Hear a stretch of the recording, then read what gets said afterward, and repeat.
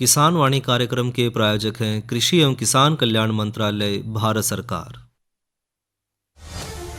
अन्नदाता किसानों की खुशहाली और उनकी आय में बढ़ोतरी के लिए भारत सरकार लगातार प्रयासरत है।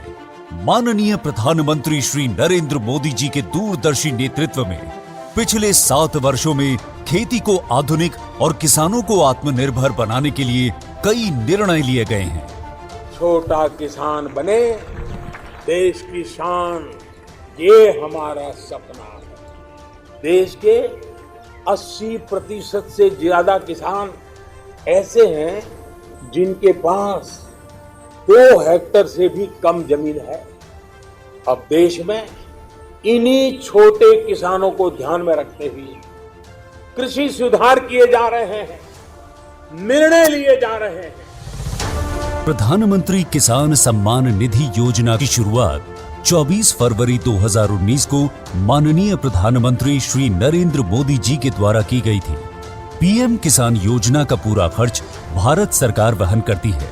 इसके तहत लाभार्थी किसानों को हर साल 6,000 रुपए की सम्मान राशि 2,000 रुपए की 3 समान किस्तों में सीधे उनके बैंक खातों में हस्तांतरित की जाती है। अब तक 11 करोड़ से भी अधिक लाभार्थी किसानों के बैंक खातों में 1,58,000 करोड़ रुपए से अधिक की राशि सीधे ट्रांसफर की जा चुकी है। किस्तों की जानकारी किसानों को एसएमएस के माध्यम से दी जाती है। बैंक के एक्चुअल போகும்போது அந்த பணத்தை நாங்க வித்ரா பண்ணிட்டு வந்து நாங்க விவசாயம் பண்ணிக்கிறோம்। इस मदद से बुआई के पहले अब किसानों को बीज, खाद, कीटनाशक और कृषि संबंधी अन्य जरूरतों के लिए साहूकारों के आगे हाथ नहीं फैलाना पड़ता।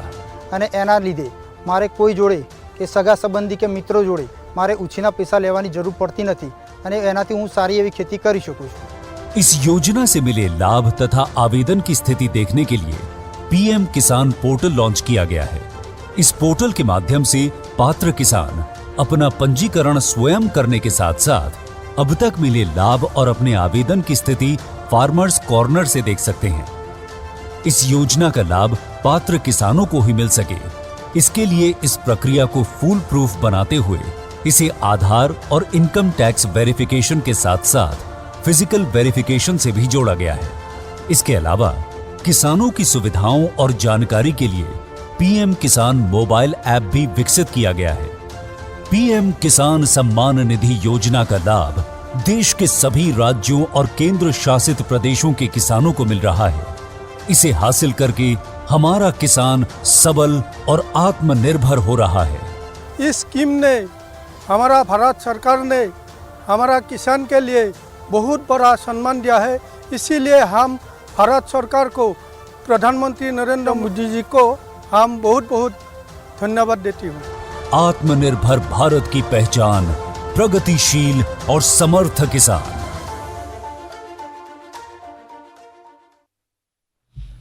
विनोद भाई राम राम। द्रविड़ भाई आपने भी राम राम और किसान वाणी कार्यक्रम सुनने वाले सारे बाण भाइयों ने हमारी राम राम। विनोद भाई जी द्रविड़ भाई, सर्दी का टाइम है जी, मधुमक्खियों का जो काम कर रहे हैं भाई, मधुमक्खी पालन का, जी द्रविड़ भाई, तो सर्दियों में काफ़ी दिक्कत आती है। हाँ, हर एक उसमें, क्योंकि जब सर्दी होती है तो वनस्पति जगत में भी थोड़ा ठंडापन ज़्यादा बढ़ने की वजह से जी जी, तो हर चीज़ की जो संभाल है वो ज़रूरी हो जाती है। बिल्कुल भाई। तो ऐसे में मधुमक्खी जो हैं, जिन्होंने एक व्यवसाय के तौर पे अपना रखा है इस काम को, जी द्रविड़ भाई, मधुमक्खी पालन को, जी, तो उन्होंने सर्दियों में इसकी किस तरीके से देखभाल करनी चाहिए, क्यों ना इस बारे में थोड़ी बातचीत करी जाए। बिल्कुल द्रविड़ भाई। और आपने जो शीतकालीन देखभाल की बात करी है उसी से शुरुआत करें जी। एक तो जो बक्से हैं उनमें प्रवेश दो द्वार है, उसमें हवा की दिशा में ना रखें ताकि सीधी हवा ना लगे उसमें। मतलब बक्से जिन्होंने भाइयों ने रख रखे हैं, वैसे तो देखो उनको हो सकता है पता भी हो, हाँ, लेकिन हमारा समझाने का या बताने का हमारा फर्ज ये है कि किसान भाई नुकसान ना उठा हाँ, बैठे। बिल्कुल भाई। और इसमें पहली बात यह है कि ठंडी ठंडी हवाएं देखो किस तरीके से लगती हैं, बिल्कुल, तो हम अपना बचाव करते हैं। तो जो मधुमक्खियां हैं उनका बचाव करने के लिए बहुत जरूरी है कि बक्से का जो दरवाजा है, प्रवेश द्वार है, जी, वो हवा की दिशा में ना हो। हाँ, तो ये खास ख्याल रखने वाली बात है। बिल्कुल धर्मवीर भाई, और साथ में जो तेज हवा है वो भी उन जो है कॉलोनी ने उन तक बचा कर रखा है। हाँ, जो तेज हवा जब चलेंगी और कॉलोनी में जो घुसगी हवा तो वो तो सारी मक्खियों को प्रभावित करेगी ही करेगी, नुकसान भी हो सकता है। और जो भाई मधुमक्खी पालन कर रहे हैं सुपर का प्रयोग करें, और जो रानी है उसने शहद के कक्ष में ना जान देवें। रानी को जो शहद बनाने वाला कक्ष है अगर उसमें रानी जाएगी तो जो ये प्रक्रिया है शहद बनने की, वह बाधित होगी, ये बाधित होगी, उसमें शहद नहीं बनने देगी। तो ऐसे में बहुत ज़रूरी है कि इस बात का ख्याल करें कि जो रानी मक्खी है वो शहद वाले कक्ष में ना ही जा सके। हाँ, और धर्मवीर भाई एक बात का और जो अपने मधुमक्खी पालक भाई हैं वो ध्यान रखें कि जो कॉलोनियाँ हैं उनका निरीक्षण करने के लिए जो है दोपहर का समय, यानी कि जब धूप खिल रही हो तो उसमें उन्हें खोल लें, क्योंकि सर्दी का मौसम है तो जितनी धूप लगेगी वो भी बढ़िया रहेगी। ये आपने बहुत अच्छी बात बताई। जैसे आप नहीं धूप में लिकड़ के बैठ से जब धूप निकले ना, बालकों ने भी कह देंगे थोड़ी देर धूप में खेल लो। तो इसी तरीके से जो ये मधुमक्खियाँ भी हैं, इनकी जब कॉलोनियों का निरीक्षण जब हम करें, उनकी जो भी मतलब उनकी संभाल करनी, उनकी खाने की खुराक की, तो जब दोपहर का समय हो, धूप खिल रही हो, उस वक्त ही हमने देखभाल के लिए उनके बक्सों को खोलना चाहिए, देखना चाहिए। और धर्मवीर भाई जो बक्से हैं उनमें जो बंटवारा करना वो बांटने हैं वो भी समय जो करें तो उस समय जो है समय समय पर उसमें जो शहद है उसने ज़रूर निकालना है, फिर जो है बक्सा का जो है बंटवारा करें। तो ये कुछ खास बातें हैं जो कि सर्दियों के मौसम में और मधुमक्खियों का जो पालन का काम है उसके दौरान करनी बहुत ज़रूरी हो जाती है। जी। भारत सरकार का हर प्रयास किसानों को दे रहा है एक नई आस। देश के किसानों की खुशहाली और उन्हें आत्मनिर्भर बनाने के लिए भारत सरकार समर्पित है। प्रधानमंत्री श्री नरेंद्र मोदी जी के नेतृत्व में कृषि क्षेत्र में किए गए निरंतर प्रयासों के फलस्वरूप देश खाद्यान्न व बागवानी के क्षेत्र में आत्मनिर्भर हो चुका है और देश में दलहन का उत्पादन भी बढ़ा है। इसी तरह भारत सरकार ने खाद्य तेलों के उत्पादन को बढ़ाने के भी अनेक प्रयास किए हैं। इसी क्रम को आगे बढ़ाते हुए माननीय प्रधानमंत्री श्री नरेंद्र मोदी जी के नेतृत्व में भारत सरकार ने दूरदर्शी निर्णय लेते हुए राष्ट्रीय खाद्य तेल मिशन ऑयल पाम की शुरुआत की है। इस मिशन से देश भर के किसानों को बहुत लाभ मिलेगा। कृषि के पूंजी निवेश में वृद्धि होगी, खाद्य तेल आयात पर देश की निर्भरता कम होगी और रोजगार के नए अवसर पैदा होंगे। खाने के तेल में आत्मनिर्भरता के लिए अब राष्ट्रीय खाद्य तेल मिशन ऑयल पाम का संकल्प लिया गया है। इससे किसानों को तो सीधा लाभ होगा ही, गरीब और मध्यम वर्ग के परिवारों को सस्ता और अच्छी क्वालिटी का तेल भी मिलेगा। यही नहीं, ये मिशन बड़े स्तर पर रोजगार का निर्माण करेगा। इस मिशन के अंतर्गत ऑयल पाम का रकबा और पैदावार बढ़ाने पर जोर देने के लिए सरकार ने 11,000 करोड़ रुपए से अधिक की सहायता राशि निर्धारित की है। मिशन के तहत सरकार ने ऑयल पाम की खेती के लिए रोपण आदि की सहायता में बढ़ोतरी करते हुए पहले मिलने वाले 12,000 रुपए प्रति हेक्टेयर को बढ़ाकर 29,000 रुपए प्रति हेक्टेयर तक कर दिया है। ऑयल पाम के पुराने बागों के पुनरुद्धार के लिए 250 रुपए प्रति पौधा के हिसाब से विशेष सहायता दी जा रही है। पौधारोपण सामग्री की कमी दूर करने और बीजों की पैदावार करने वाले बागों को भी सहायता दी जाएगी। इसके तहत 15 हेक्टेयर ऑयल पाम उद्यान के लिए 80 लाख रुपए तक की सहायता राशि दी जाएगी। इसके अलावा नर्सरी विकास के लिए 40 लाख रुपए तक तय किए गए हैं। पूर्वोत्तर और अंडमान राज्यों के लिए विशेष सहायता का भी प्रावधान है। ऑयल पाम के किसान ताजे फलों के गुच्छे यानी FFB का उत्पादन करते हैं, जिनकी वर्तमान में कीमतें अंतर्राष्ट्रीय मूल्यों में उतार चढ़ाव के आधार पर तय होती हैं। पहली बार केंद्र सरकार ताजे फलों के गुच्छे की कीमत के लिए किसानों को आश्वासन दे रही है। ये व्यवहार्यता मूल्य यानी VP कहलाएगा, यानी किसानों को कोई घाटा नहीं होने दिया जाएगा। व्यवहार्यता मूल्य VP तय करने की शुरुआत 1 नवंबर से होगी और अगले वर्ष 31 अक्टूबर तक जारी रहेगी।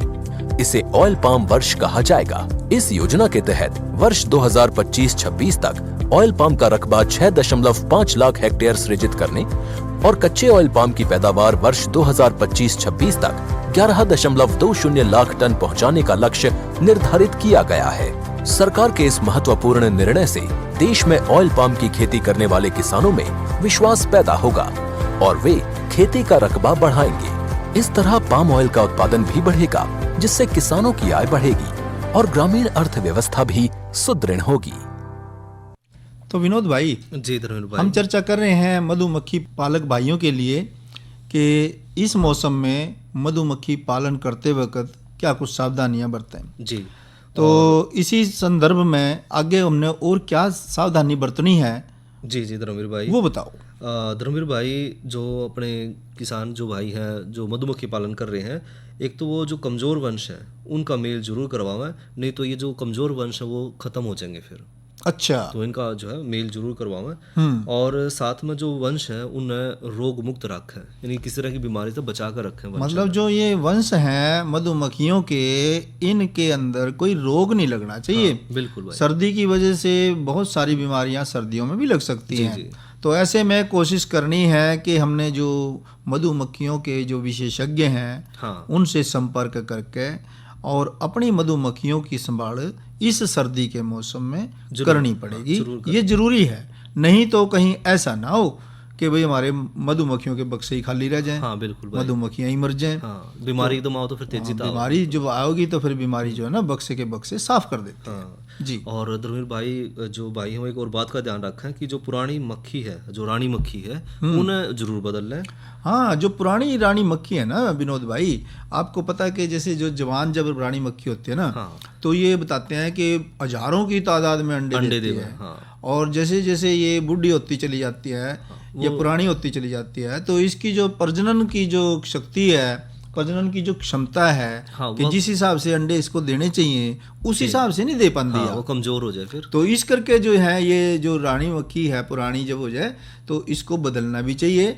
और दूसरी बात एक और भी कि जो रानी मक्खी जब हम तब्दील करेंगे, हाँ, तो रानी मक्खी को एकदम से ही हमने उसमें नहीं छोड़ देना। हाँ, उसके लिए भी हमने धीरे धीरे भाई इस ढंग से कि जो दूसरी जो मक्खियां हैं उनको उस रानी मक्खी हमारे अंदर नवी आ गई, हाँ, इस बात का उनको पता ना चला। बिल्कुल, मतलब इस बारे में सावधानी बरतने की बड़ी जरूरत है। और अगर हमें ये नहीं पता कि हमने क्या करना, फिर उसके लिए जरूरी है कि जो मधुमक्खी पालन के विशेषज्ञ हैं, हाँ, उनसे पूछें, बिल्कुल उनसे संपर्क करें। हाँ, बताओ जी हमने रानी मधुमक्खी को बदलना है, किस ढंग से बदलें ताकि जो दूसरी मक्खियां हैं, जो कॉलोनियां हैं, वो प्रभावित ना हो।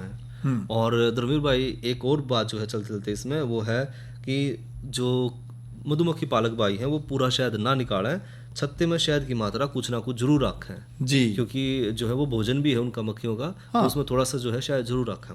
हाँ, शहद रखेंगे तो उनको भी तो चाहिए क्योंकि हाँ, सर्दी का मौसम है। बिल्कुल। तो ऐसे में बहुत जरूरी है कि हमने बड़ी सावधानी बरतनी है विनोद भाई। मधुमक्खी पालकों के लिए ये जो हमने आज चर्चा करी है, ये चर्चा से मधुमक्खी पालक भाई कुछ तो उनको पता होगा, कुछ नई बातों का पता चला होगा और कुछ और बातों के लिए उनको चाहिए कि विस्तृत रूप से जो मधुमक्खी पालन के विशेषज्ञ हैं उनके संपर्क में भी रहें। और धर्मवीर भाई, अब जो है समय रहा भाइयों के मनोरंजन का, तो मनोरंजन की तो बात इस तरह है विनोद भाई कि भाई आजकल ब्याह चोखे चल रहे हैं, आगे नहीं, हाँ, साया चल रहा है ब्याह का। तो क्यों ना एक ऐसा गीत सुना कि जिसमें बाण बिठाने की तैयारी हो रही हो। बिल्कुल, सुनाओ भाई। ओ रल मिल के सारी बाने बैठावन लगी, ओए तेरे सजावन लगी, उस छतरी के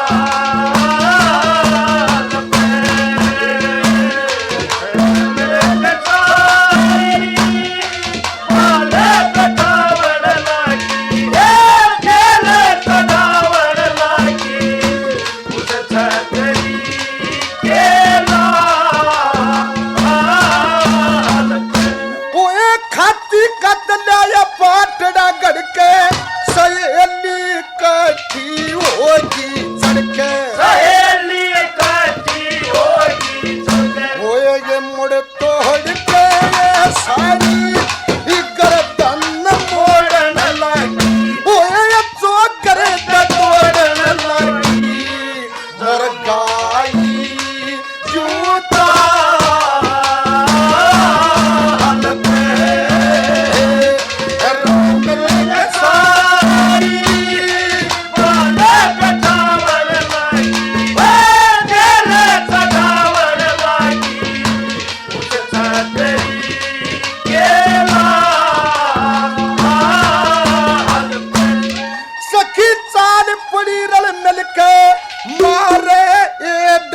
धरती तलके मारे ये दन धरती तलके वे हंस खेल के सारी हिम्मत कन पे हलाई वे घूंघट न झटकन लगी मुख ते चटावा जबका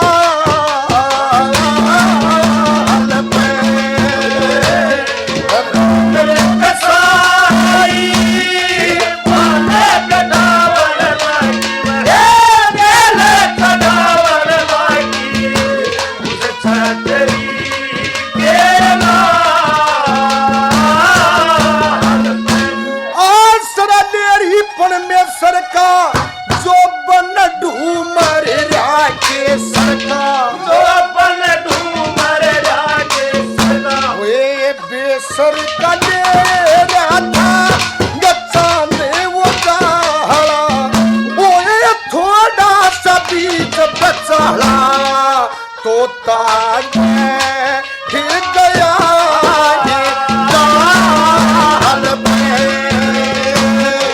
रंगले कसाई पाले कटावर लागी गेले कटावर लागी उस चंदरी केला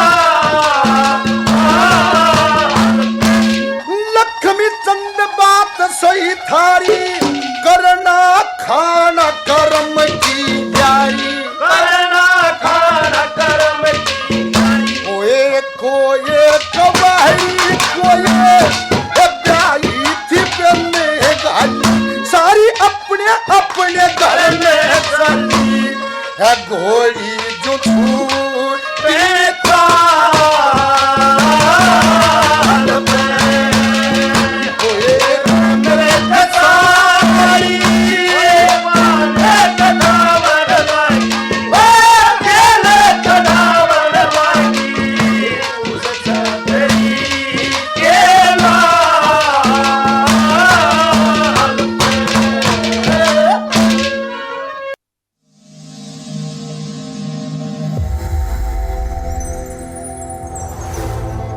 आत्मनिर्भर किसान भारत की शान।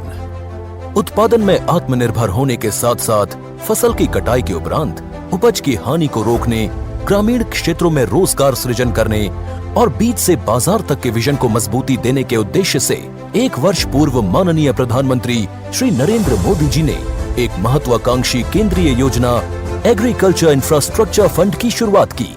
इस आधुनिक इंफ्रास्ट्रक्चर से कृषि आधारित उद्योग लगाने में एक बहुत बड़ा बदलाव आएगा और बहुत बड़ी गति आएगी। साथियों, अब हम उस स्थिति की तरफ बढ़ रहे हैं जहां गांव के कृषि उद्योगों से फूड आधारित उत्पाद शहर जाएंगे और यही तो आत्मनिर्भर भारत अभियान का संकल्प है। एग्रीकल्चर इंफ्रास्ट्रक्चर फंड से पात्र लाभार्थी गोदामों का निर्माण कर सकते हैं, छटाई या ग्रेडिंग इकाई, पैकिंग हाउस, सप्लाई चेन और कोल्ड चेन जैसी सुविधाएं या फिर प्राथमिक कृषि प्रसंस्करण केंद्र की स्थापना कर सकते हैं। इस योजना के तहत पात्र लाभार्थियों को 2 करोड़ रुपए तक के ऋण पर अधिकतम 7 वर्ष के लिए ब्याज में 3% तक की छूट दी जा रही है। ऋण पुनर्भुगतान के लिए 6 महीने से 2 वर्ष तक मोरेटोरियम की सुविधा भी उपलब्ध है। इस योजना ने अब तक सफलता की कई मिसालें कायम की हैं, जैसे कि मध्य प्रदेश के लाभार्थी श्री विपिन त्रिपाठी ने एग्रीकल्चर वेस्ट से बायोफ्यूल बनाने का इनोवेटिव प्राइमरी प्रोसेसिंग सेंटर लगाया है। लोन मिलने की वजह से हम समय पर सारी मशीनों का प्रोक्योरमेंट और सारा सिविल वर्क टाइम पे करवा पाए, जिससे ये प्रोजेक्ट को लगाना संभव हो पाया। राजस्थान के लाभार्थी श्री यशवर्धन मुंद्रा ने सॉर्टिंग एंड ग्रेडिंग यूनिट लगाकर रोजगार के अवसर पैदा किए हैं। कर्नाटक की महिला उद्यमी श्रीमती ममता वी ने प्राइमरी प्रोसेसिंग सेंटर लगाकर प्रगति की नई राह चुनी है। ಸಣ್ಣ ಪುಟ್ಟ ಉದ್ಯಮಿಗಳನ್ನ ಮತ್ತಷ್ಟು ಅಗ್ರಿಕಲ್ಚರ್ ಅಲ್ಲಿ ಹೆಚ್ಚು ನಾವು ಇನ್ನಷ್ಟು ಸಾಧನೆ ಮಾಡಲಿಕ್ಕೆ ಕಾರಣಕಾರಕವಾದಂತ ಈ ಅಗ್ರಿಕಲ್ಚರಲ್ ಇನ್ಫ್ರಾಸ್ಟ್ರಕ್ಚರ್ ಫಂಡ್ ಇಂದ ನಮ್ಮ ಇನ್ನಷ್ಟು ಯೋಜನೆಗಳು ಆಯೋಜನೆಗಳು ಉತ್ತಮಗೊಂಡಿದೆ। राजस्थान के लाभार्थी श्री दिनेश भट्टर ने जीरे की प्रोसेसिंग यूनिट लगाकर आसपास के ग्रामीणों को आत्मनिर्भरता प्रदान की है। महाराष्ट्र के लाभार्थी श्री अनूप कुमार मोहता ने वेयर हाउस बनाकर अन्न भंडारण को सुनिश्चित किया है। आज देश के कोने कोने से किसान, कृषि उद्यमी, किसान उत्पादक संघ, प्राथमिक कृषि सहकारी समितियां, स्वयं सहायता समूह और कृषि उपज मंडियां इस योजना का लाभ उठा रहे हैं।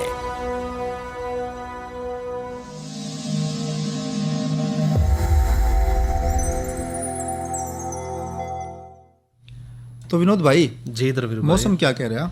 द्रविड़ भाई आज का अधिकतम तापमान रहा 24 डिग्री सेंटीग्रेड और न्यूनतम तापमान रहा 60 डिग्री सेंटीग्रेड जी। और आने वाले कल की अगर बात करें तो कल अधिकतम तापमान रहने की संभावना है 24 डिग्री सेंटीग्रेड और न्यूनतम तापमान रहने की संभावना है 60 डिग्री सेंटीग्रेड। तो ये तो मौसम की बात करी आपने, तो कल जो किसान वाणी कार्यक्रम है, कल हम क्या जानकारी देंगे किसान भाइयों को, इसके बारे में भी थोड़ा बताओ। द्रविड़ भाई कल चर्चा करेंगे किसान वाणी कार्यक्रम में टमाटर फसल के मुख्य रोग और उनकी रोकथाम और अन्य देखभाल में जी।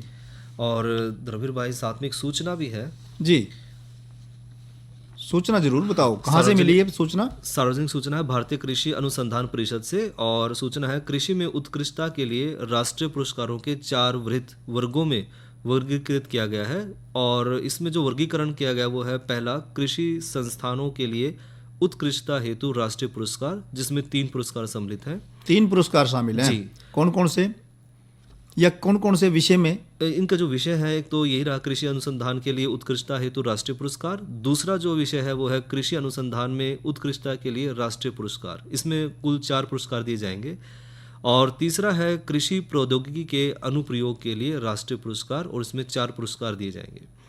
और चौथा है किसानों द्वारा नवोन्मेष और प्रौद्योगिकी विकास के लिए राष्ट्रीय पुरस्कार, जिसमें 4 पुरस्कार सम्मिलित हैं। और अधिक जानकारी और आवेदन पत्र के लिए जो किसान भाई हैं वो हैं भारतीय कृषि ऐप वेबसाइट www.icar.org.in से जो है डाउनलोड भी कर सके हैं। तो ये जो सूचना थी ये भारतीय कृषि अनुसंधान परिषद की थी, और इसके बारे में ज़्यादा जानकारी के लिए आपने वेबसाइट बताई दी जी। तो दोबारा से आप इस वेबसाइट को दोहरा दें। हाँ बिल्कुल भाई, जो इच्छुक भाई हैं वो वेबसाइट जो है वो है भारतीय कृषि ऐप वेबसाइट www.icar.org.in। तो इस साइट पे जाके और ज़्यादा जानकारी प्राप्त कर सकें। सूचना समाप्त हुई।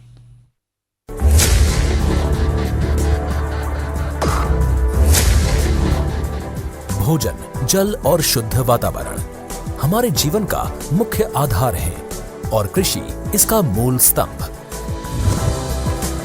पिछले 60 वर्षों में विज्ञान आधारित कृषि का व्यापक प्रसार हुआ है। साथ ही कृत्रिम संसाधनों के बढ़ते प्रयोग से कृषि की सतत क्षमता पर चिंताएं बढ़ी हैं। प्रधानमंत्री श्री नरेंद्र मोदी जी के दूरदर्शी नेतृत्व के अंतर्गत रसायन मुक्त जैविक खेती एक महत्वपूर्ण प्रयास है। रसायन मुक्त जैविक खेती को बढ़ावा देने के लिए 5 वर्ष पूर्व सरकार ने परंपरागत कृषि विकास योजना तथा उत्तर पूर्व भारत में जैविक मूल्य श्रृंखला योजनाएं आरंभ की। ऑर्गेनिक फार्मिंग को देश भर में बढ़ावा देने के लिए सरकार अनेक प्रयास कर रही है। इसके लिए परंपरागत कृषि विकास योजना के तहत काम किया जा रहा है। न सिर्फ ऑर्गेनिक फार्मिंग को बल दिया जा रहा है, बल्कि उसके लिए वैल्यू एडिशन और मार्केट की व्यवस्था भी की जा रही है। भारत सरकार एवं किसानों के सम्मिलित प्रयासों से आज देश के लगभग 36 लाख किसान 38 लाख हेक्टेयर क्षेत्र में जैविक खेती कर रहे हैं। इसके अतिरिक्त हमारे देश के अनेक ऐसे क्षेत्र हैं जहां आज भी पारंपरिक जैविक खेती हो रही है। इन पारंपरिक जैविक क्षेत्रों को जैविक प्रमाणीकरण सुलभ कराने हेतु पीजीएस के अंतर्गत लार्ज एरिया सर्टिफिकेट का प्रावधान किया गया है। इस प्रक्रिया की विशिष्टता ये है कि इसमें प्रमाणीकरण मात्र 2 से 3 महीनों में हो जाता है, जबकि सामान्य परिस्थितियों में इसमें 2 से 3 वर्ष का समय लगता है। अंडमान निकोबार केंद्र शासित प्रदेश के कार निकोबार एवं नैन काउरी द्वीप समूह देश के सर्वप्रथम ऐसे प्रमाणीकृत जैविक क्षेत्र हैं। अभी हाल ही में संपूर्ण लक्षद्वीप को जैविक खेती के रूप में प्रमाणित किया गया है। वर्ष 2016 में सिक्किम राज्य पूर्ण जैविक कृषि राज्य के रूप में प्रमाणित हो चुका है। सुदूर उत्तर में हिमालय श्रृंखला के बीच स्थित लद्दाख ने भी पूर्ण जैविक के लक्ष्य की ओर बढ़ना शुरू कर दिया है। जैविक उत्पादों को बाजार सुलभ कराने तथा किसानों की उपभोक्ताओं तक पहुंच बनाने के लिए एक समर्पित जैविक खेती पोर्टल भी बनाया गया है। जैविक खेती पोर्टल के जानकारी मंच और विपणन मंच के माध्यम से किसानों को उच्च गुणवत्ता उत्पादन तथा बाजार उपलब्ध कराया जा रहा है। आशा है देश के सभी राज्य अपने जैविक क्षेत्रों का विस्तार करेंगे और देश में जैविक कृषि क्रांति को मजबूत करने में योगदान देंगे। जैविक उत्पादों की देश और विदेशों में बढ़ती मांग तथा जैविक उत्पादों का बढ़ता बाजार, किसानों की उपभोक्ताओं तक पहुंच तथा जैविक एफपीओ द्वारा जैविक कृषि व्यापार में भागीदारी हमारे किसानों को अपनी आय बढ़ाने का अवसर दे रहा है।